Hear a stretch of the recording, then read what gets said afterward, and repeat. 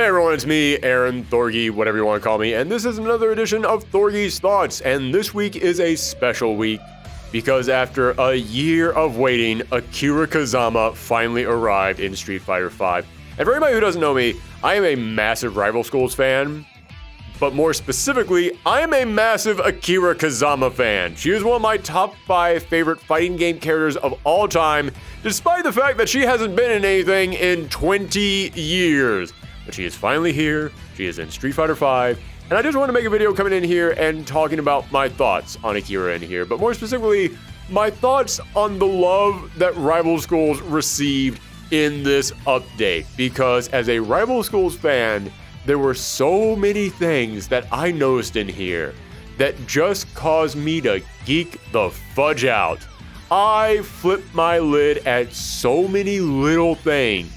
In Akira's stage, in her win quotes, in her little story mode. There's so many things in here that lets me know that the people who worked on this update are just massive Rival Schools fans.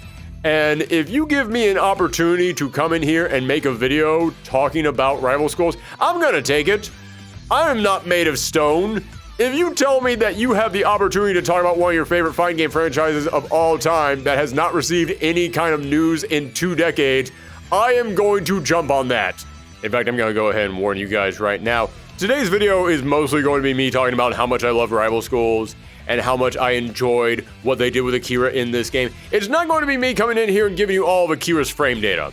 If you were tuning into this video because you're thinking, oh man, I can't wait to see this big, massive 48-hit combo with Akira and learn exactly how to do all the ins and outs of her moves, yeah, that's not this channel.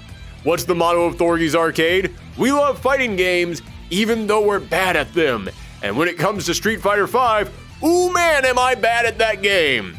I mean, I know that I joke on here a lot about I'm not very good at fighting games, but in all honesty, when you look at games like, Guilty Gear, yeah, I'm actually okay at Strive. I'm pretty decent at that. You know, I rank in the high levels of those towers. But when it comes to Street Fighter V, oh no, I'm bad at. I am legit bad at that. So, yeah, if you're tuning in right now to get the lowdown on how to become top tier with Akira, that's not this channel. You want high fights, tune into high fights. If you want to learn all the combos, that's the YouTube channel to go and watch. In fact, I'll let you guys know right now, the main reason we're even doing this video today is because someone on Twitter said they wanted to see a video from me comparing how Akira plays in Street Fighter V to how she played back in Rival Schools and Project Justice. I thought, you know what, that sounds like a great idea. I'm going to do my best, but this is mostly going to be me just geeking out about Rival Schools and talking about the Easter eggs in here. But alright, I've rambled on for long enough. It's time to actually start talking about Akira, and the first thing that we should cover is how well they actually captured her character. And this was one of the things that I was really nervous about going into this, because there's almost like this weird Mandela effect going on with Akira, where a lot of people remember Akira very differently from how she actually was in the old game. So I was kind of worried that people would go into this game and either A, they wouldn't actually capture her character, or B, they would capture her character and everybody would be mad because Akira was not the way that they remembered her. Because a lot of people remember Akira being this total badass. And don't get me wrong, Akira was a badass, but people only remember the badass side of Akira. People don't remember that there's 2 sides to this character. When Akira is in the biker outfit, when she's got the helmet on and she's got the leather jacket on, that means she's in business mode. That means that she is taking no prisoners and she is all rough and tumble and she is ready to fight. But the moment that she takes the helmet off, you realize all that's kind of an act.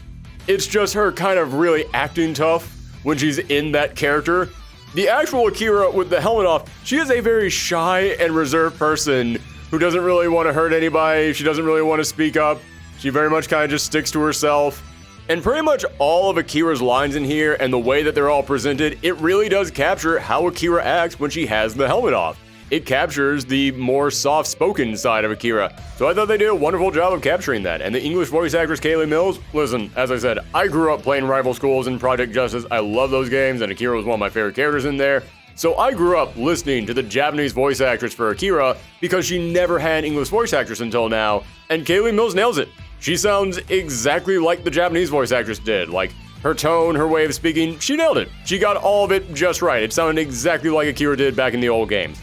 But that's not the biggest compliment I have to give their depiction of Akira in this game, because as I said, there was always those two sides to Akira. When she had the helmet on, she was a gruff badass. When she had the helmet off, she was kind of shy and reserved. And we were really only getting to see the version of her with the helmet off. However, if you select as her costume the biker outfit with the helmet on, she has a unique intro line. I haven't played through every single character in here. Like I said, it's been years since I touched Street Fighter V, but I think this might be the only character who got multiple intro lines. And if you select regular Akira, she comes out and goes, "If I hurt you, then I'm sorry." And I was like, yeah, that's something that Akira would say. But if you select her with the helmet on, she gets off the bike and goes, "Get out of my way or I'm going to crush you." And I was like, oh my god, they gave her separate lines because they know that this character acts differently whether she has the helmet on or not. That is so freaking cool to me, and it just shows that the people who worked on this game, they got it. They got what made Akira special. They got her personality, they got the way that she acted, they understood this character, and they knew what they were doing. And I'm going to go ahead and apologize to you guys right now because I am going to repeat that line over and over again throughout the rest of this video, because that doesn't stop at just Akira's character. It also goes into her gameplay. So let's go ahead and talk about her gameplay. I am blown away by how well they were able to take Akira's playstyle from Rival Schools and Project Justice and interpret it into Street Fighter V, a game that could not be more different from Rival Schools and Project Justice. Rival Schools and Project Justice, they weren't just 3D fighters and Street Fighter V as a 2D fighter. Street Fighter V is also a much more grounded, footsie-based game, whereas Rival Schools and Project Justice, all they were missing were air dashes to be full-blown anime games. Like, you could run all over the stage, you had air juggles, you could summon in team supers, a lot of stuff that doesn't really translate into Street Fighter V, and yet I'm really impressed with how much they were able to keep of her gameplay from there.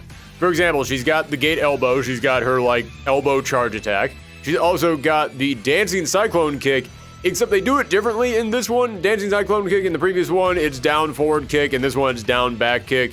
But also in the previous one, you could do up to 3 hits with it. In this one, you can only do 2, which I've actually had a lot of success with that move, because I don't know if it's just because she's new, or if because the people I'm playing against just keep getting a little bit too eager, because no one ever expects the second kick. Every single time that I do the dancing cyclone kick, everybody stops blocking after that first hit. They all just think it's done. So I do kind of wish that they had let you keep the third kick, because as I said, if people aren't expecting the second kick, the third kick would be even more effective, because then no one would know how many times to block. And one thing that I have known so far about Akira is that she does not have a lot of things that are safe. A lot of her moves, they don't have good range, and they're not that safe. I was actually watching a video from Daigo earlier, and he said that, oh yeah, her neutral is actually really weak. And that is not me saying that she is a bad character at all. No, not at all. Mostly because, as I established here at the beginning of the video, I am not the guy to determine whether or not a character is good. But just playing online, I've noticed, oh wow, there is a lot of stuff that she has that is negative. There is a lot of stuff that she has that leaves her wide open. I do feel like if they had let her keep the third kick as part of the cyclone kick, it would have made that move way more safe, because people would not know when it was safe to counterattack. However, I do love that they let you mix it up between your high, medium, and low on that one. I do love that you can hit them at 3 different spots with that thing. And just speaking in terms of how they interpreted her moves from the old games in this one, in the old games, she had 4 different super moves. Street Fighter V is a game that only has 1 super move. So I'm actually really impressed with how they were able to take all of her moves from the old game and turn them into just regular moves in this one. For example, the Kikokai, her big little circle energy blast thing, that was a super in the previous game. Now it's a regular move, however, you can power it up with your V skill, and if you do that, then you get the big skull icon that appears when it did in her super, and it's a more powerful version of that move, which means it's basically like a mini version of her old super. But the little attentions to detail don't stop at just the big skull appearing. For anybody who played Project Justice, you know that Akira has 2 different forms. She's got the regular form, but then she's also got where she suits up in her biker outfit, and it's called Power Akira. And if you do the Kikokai in Power Akira mode, it doesn't come out as a little ball, it comes out as a big blast attack. And if you use your V skill in Street Fighter V to power that move up, and then you do an EX version of it, it comes out as that big blast attack. That is such a small detail, and it's amazing to me that they were able to fit that in here. Also, one of her V triggers is the Reflex Barrage, where she goes into a stance and then she's got like a shadow version that follows her up. And now all of your moves just combo into each other. And that, listen, I will admit I like her other V trigger just a little bit more, and I'll get to that in a second. But man, as somebody who has a lot of problems with the timing of the input commands in Street Fighter V, it feels really good that she just has an auto combo. It just feels great that the Reflex Barrage goes into an auto combo, but you can also do a specific move with the Reflex Barrage that sends them into an air launcher, and then she goes up there and just goes into a cinematic of her just knocking someone back down, which is basically what you could do with the Reflex Barrage in Project Justice. There was a special version of the Reflex Barrage where you go into a similar stance, but then instead of just hitting them on the ground, you send them into the air. I think it was called the Aerial Barrage attack. And they were able to take those two different versions of that super that she had in Project Justice and work them into the exact same V-trigger. That's actually really creative. And speaking of doing air combos, that was another thing that Rival Schools in Project Justice were famous for, is that you could knock someone 30, 40 feet in the air and then go flying up after them and then start doing all kinds of crazy combos to them up there in the air. But Street Fighter V is not a game that is known for big crazy air combos. So I found myself wondering, before Akira got shown off, alright, how true to the gameplay of Rival Schools are you going to stay? Because I cannot picture anyone in Street Fighter V suddenly doing massive, crazy air combos, so they just link that straight to a V skill. That is one of her V skills. You just hit the two medium buttons together, and then she just smacks someone in the air and goes flying up after them. And the amount of freedom that they give you in Street Fighter V to just mess around with air combos up there, it feels so incredibly good. Like, I will admit, when Akira is on the ground, when she's just doing her regular combos, they do feel kind of stiff and very precise to me, which that's how a lot of the combat in Street Fighter V kind of feels to me. It feels very precise. It feels like the opening of linking one attack to another in Street Fighter V is far more specific than it has been in previous Street Fighter games. I'm sure there are people out there who can break that down far better than I possibly can, who they can actually go into the frame-by-frame specifics of that, but that's just how Street Fighter V feels to me. And Akira was already kind of that character in Rival Schools. A lot of her attacks had to be linked very precisely together back in that game. So the way that she plays in Street Fighter V has me constantly thinking, oh man, going from just that light hit to that medium hit, oh, the timing on that has to be just right. But it kind of makes sense for the game that she's in and compared to how she played in the previous game. But the moment that you get her in the air, that's when this just turns back into Rival Schools. That is when this just becomes, yeah, no, just mash anything that you want, they all combo together now. But that doesn't mean that you just get to get sloppy up there in the air. No, no, no. You can actually work on your timing so that you can hit someone a few times, then you start falling, then you hit someone another time, and then you can juggle them a bit with your big Kokai, and then if you time it just right and you get on the ground right before them, then you can go into your super move. It is insane how much freedom to just play around you get when you're up there in the air. That's how it was back in Project Justice and Rival Schools. That's exactly how it felt. The timing on the attacks in the air feel exactly like they felt back in Rival Schools and Project Justice. It is insane to me how close they got that. When I knock someone up there with that V skill, I just look at that and go, this is the game. This is the game we should be playing. This is the game that everybody should be able to do this. This is insanely fun right now.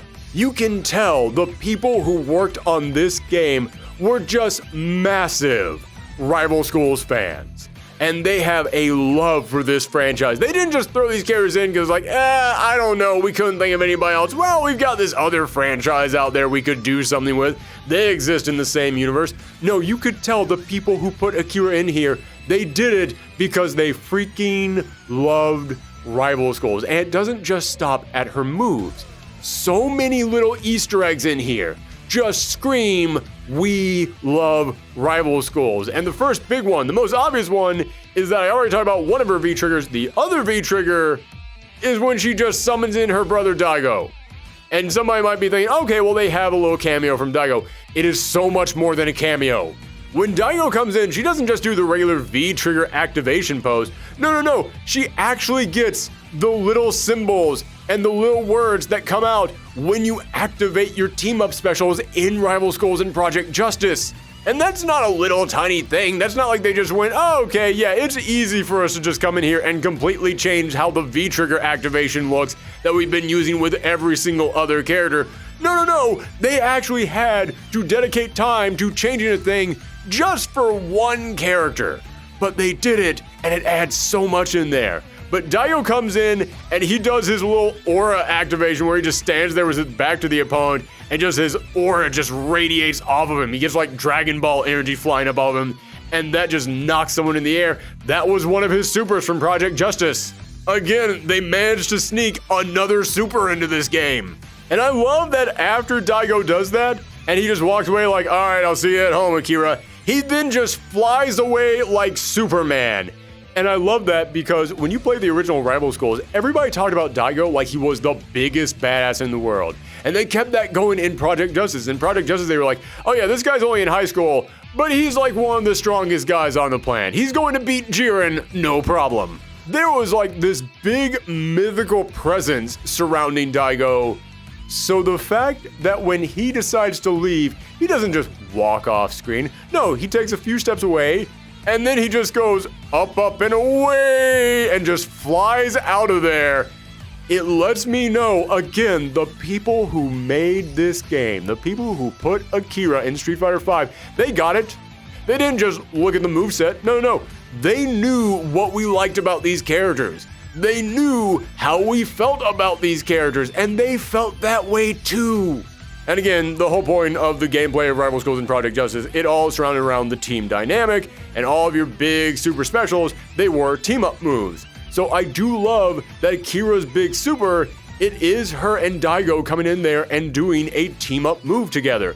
But I really love that it was specifically a team-up move with Daigo. Like in my mind, I was like, okay, maybe she'll get like Edge and Gon, her teammates from Rival Schools, or maybe she'll get Eureka and Zaki in there, her teammates from Project Justice. But I love that it's Daigo in there, and I'll tell you why. It's because in Rival Schools, Akira's story was her brother went missing, so she has to find him. And then in Project Justice, her brother gets brainwashed, and she has to go and save him. So her story so far in both games has been, I have to go and save my brother. But we never got to see a game where the two of them were just hanging out. We keep hearing that they have this amazing family dynamic, that they're brother and sister and they care about each other so much, but she constantly just has to keep going and saving him. We never actually got to see how the two of them actually like work with each other on just a normal day. We know you care about each other. Let's actually see that. And that's exactly what this super is. Actually, it's everything with Daigo in here. The V-trigger where he comes in there and he's just like, I'm here to help out Akira. All right, I'll see you at home. And then the super critical art where he comes in there and the two of you just do this big combo attack together. And then at the end, your victory screen where it's Akira actually training with Daigo, and then the two of you give each other like a big high five. I love that after all this time, we finally got to see Akira and Daigo together in a way that just screams, yeah, they're a family and they care about each other. You can see it right there just from their interactions, just how they work together with each other. It's such a small thing, but for a Rival Schools fan, I loved it. I loved it. In fact, before I get off of Daigo, let me just go ahead and say, there's like a very weird mode that I had in Akira's story mode, in which Karin says, oh yes, your older brother is that leader of that gang.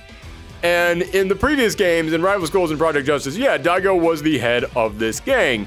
But it was always kind of implied that they were like, you know, a group of young delinquents, like they weren't really like an evil gang or anything. They were one of those like, almost like Robin Hood gangs. Yeah, they're a bunch of kids who are, they're delinquents and they're troublemakers, but they do good for the community. You know, it's nothing really bad. But I had a moment when Karin brought up the fact that Daigo was a gang leader that I had to realize, wait a second, they're no longer in high school. Akira is the same age as Sakura, And Sakura in Street Fighter 5 is in her early 20s, meaning Akira's also in her early 20s, meaning Daigo is in his mid to maybe even late 20s at this point. That dude is Yakuza at this point. Daigo is no longer in just a group of delinquents out there who are just rebelling against society. No. He's actually probably up to no good at this point. But Daigo is just too cool. He's just so cool that I don't care. He's like Akira Kazama. Yeah, I know he's part of the Yakuza, but darn it, he's such a good guy that I'm gonna overlook it. I'm sure he's done some nasty stuff, but I mean, it's Daigo. How can you hate on Daigo? And you know what? Segue, while I'm talking about that story mode, I love that they didn't even try and work Akira into the overall story of Street Fighter V. And Akira's story mode is literally just her friends invited her to a party, and now everyone is celebrating because Akira is there. I love that because it's literally how I felt. That's my entire mindset about all this. I'm just happy she's here. Let's all eat some cake. That is cause for celebration. Okay, we've been talking for a while now, and I've only really covered her moveset. I do want to get into a couple of the other Easter eggs that I noticed in here in terms of like her win quotes and stuff like that. There are actually a lot of callbacks to rival schools in her win quotes. Like if you go up against Kin Masters, she says she has a friend who learned how to fight from the Kin Masters online courses. And that is a reference to Hinata, who was Batsu's partner in the original rival schools and Project Justice. And that is a deep cut because I don't believe they even mentioned the fact that she learned how to fight from Kin Masters online courses in the actual games themselves. That was something that was mentioned by Itsuno, the creator of Rival Schools, in an interview a couple of years ago, and it blows my mind that they made a cut that deep in here. Also, I really love the idea that Kin Masters is teaching people how to fight like him in online courses. Kin Masters had to go up into the mountains, find this old ancient sensei who taught him these secret techniques that had been passed down through his lineage for generations. And what does Kin Masters do with it? Hey, he starts a YouTube video. He goes on YouTube and he tells people to like, comment, and subscribe as he shows them how to shoot fireballs out of his hands. Another reference I found that was a really deep cut in one of her win quotes. If you beat Ibuki, her win quote is, "Now where have I seen that uniform before?" That's because Itsuno said that he based Hinata's school uniform off of Ibuki's uniform in her ending in Street Fighter 3. Because originally, he wanted the school that Ibuki went to be the same school that the heroes went to in rival schools. And of course, that ended up not actually playing out and they couldn't actually do that. However, the uniform that they gave Hinata was based off of Ibuki's uniform in her ending. So the fact that they're referencing something that doesn't even come from the game itself, but again, you have to dig to find out what that could possibly mean. That is the definition of a deep cut Easter egg. Another Easter egg I noticed, if you have her go up against Birdie, her win quote is that she says, "Oh, I knew somebody who was way better with a chain than you are." That's a reference to Zaki, her partner from Project Justice, who is one of the coolest characters in all of Rival Schools, but because she wasn't in the original Rival Schools, I feel like a lot of people forget her. I mean, listen, Capcom hasn't mentioned Rival Schools at all for 20 years up until Akira got announced. A lot of people have forgotten the characters from Rival Schools. But even among the people who know Rival Schools characters, a lot of them forget the new characters who got added into Project Justice, despite the fact that a lot of them were really darn good. And Zaki was one of my favorite characters from that game when I was growing up. So the moment that I saw that reference to her when you win against Birdie, I lost my mind. I was like, oh my god, someone is mentioning Zaki in 2021. That's great. And then they went a step beyond. When you beat, this is a spoiler now for anybody who has not beaten the arcade mode with Akira yet, and you want to see this artwork for yourself, tune out now. But when you beat arcade mode with Akira, you unlock multiple pieces of art. She's got one for just beating it, but then you get also one for getting a straight victory and one for beating it on normal mode, so it's not like they're that hard to pull off. But the piece of artwork that you get if you end up just beating arcade mode with Akira, it says that she returned home and told all of her friends about the crazy adventures that she went on, and you see her sitting on the bench talking to Eureka and Zaki, her teammates from Project Justice. As I said, it feels like even among Rival Schools fans, a lot of people forget Project Justice. So to see her ending, beat her there with her 2 teammates from Project Justice, I was just blown away. I had the biggest, goofiest smile on my face at that moment. And also on that exact same piece of artwork, you see Hideo there doing a Hadouken with Ryu. And I love that so much because Hideo played exactly like Ryu. I remember the joke that everyone used to make back in Rival Schools and Project Justice was that Hideo was just Ryu if Ryu decided to give up being a warrior and become a teacher. That's what everybody said Hideo was like. So in that artwork, you've got Hideo doing a Hadouken side by side with Ryu, and I just looked at that and went, they get it. These people get it. The people who put Akira in this game, they didn't just look at her moves. These are people who grew up with Rival Schools. These are people who loved Rival Schools, and they know all the ins and outs and all the inside jokes that everybody made, and they're trying to put as many of them in here as they possibly can. And there's another piece of artwork that you can unlock if you get a straight victory with Akira, which has got Hayato in there, charging into battle alongside her. Hayato, one of the coolest characters from Rival Schools. It was great to see him in there again. And if you beat the game on normal, then you get another piece of artwork that shows Akira at the beach with Tiffany and Hinata and her friends from Gorin High. It's so freaking good how many little things they put in there. And there's so many other little tiny Easter eggs that aren't just the characters, like her costumes. We all knew that she was going to get the biker costume, and they gave her the biker costume. But it's really weird to me that that's the story costume. Because we all know that characters in Street Fighter, they all get the story costume, they get the battle costume, and if it's an older character, they get a nostalgia costume. It feels to me like the biker costume should have been the nostalgia costume, simply because that's the costume that she wore when she first appeared in Rival Schools. She didn't get her modern look until after Rival Schools came to the home port. When it was in arcade, she only had the biker outfit. So it seems like that should have been the nostalgia outfit. Or it should have been the battle outfit, because that's what she suits up in Project Justice when she goes to fight the boss. So it feels like it should have been one of those. It feels like it shouldn't have just been the story costume. But the costumes that they gave her for story mode, for battle costume and for the nostalgia costume, those are such weird choices for those 2 roles, but they are such deep lore cuts.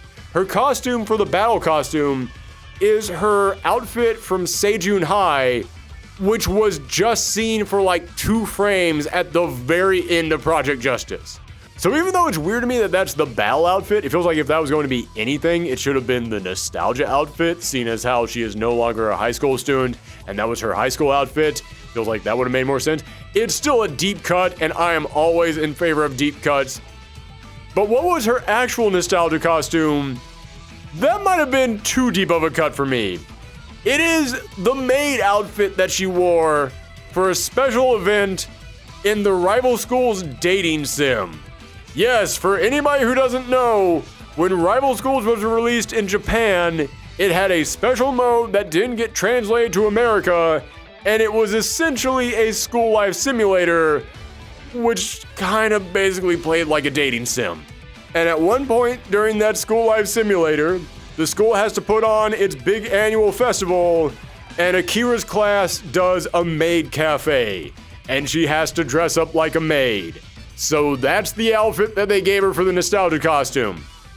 Okay, it is something from the older games, it is something from her high school days, so it makes sense as the nostalgia costume, but it is so weird that out of all the costumes they could have given her, that's what they decided to go with. As I said, I enjoy deep cuts. This might have been a little too deep. But when we're talking about Easter eggs, when we're talking about good deep cuts back to the older games, you gotta bring up her stage.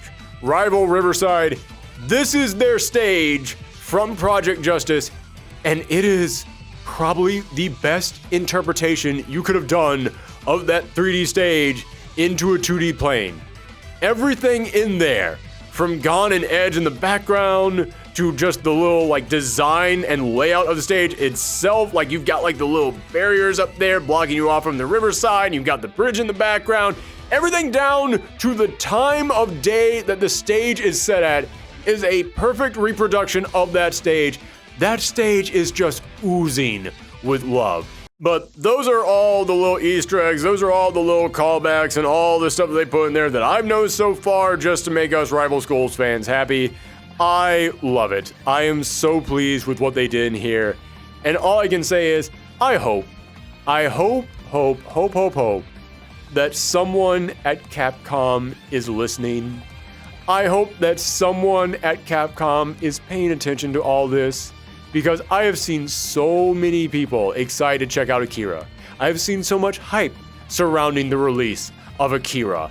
And you can tell that the people who worked on this game freaking love Rival Schools. You can tell that they were just overflowing with passion with everything that they did for this character in this game. And you know that Isuno, the guy who created Rival Schools, wants to make another one. He's been talking about for years. He still talks about to this day that he says he wants to make another Rival Schools. There was an interview that he had with, I think it was Eurogamer, in which he was talking about Devil May Cry 5 because he's the guy who also made that game. And at one point during the interview, they asked him about Rival Schools, and he just said, I would love to make another one. I have an idea of what I want to do. I've got all planned out in my head. And he even told people to get in touch with Capcom. He made a call to arms. He told all the fans out there to go and get in touch with Capcom. He wants this thing to get made. And I can tell from what they did with Akira in Street Fighter V, the people working on Capcom's fighting games also want another Rival Schools. And I don't know how many people know about this, but there is a website out there called Steam Charts that tracks how many people are playing a game on Steam at any given time.